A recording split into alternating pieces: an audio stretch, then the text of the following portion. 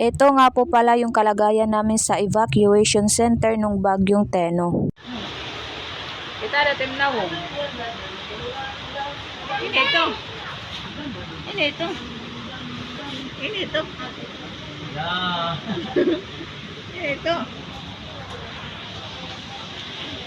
Pabugso-bugso po yung lakas ng ulan at lakas ng hangin dito sa barangay namin. Habang nasa taas kami ng evacuation center, yung ibang mga lalaki naman guys ay nasa ibaba nagbabantay ng level ng tubig. Kung pagtaas ng tubig ang pag-uusapan, delikado yung barangay namin kasi nasa tabing dagat lang kami.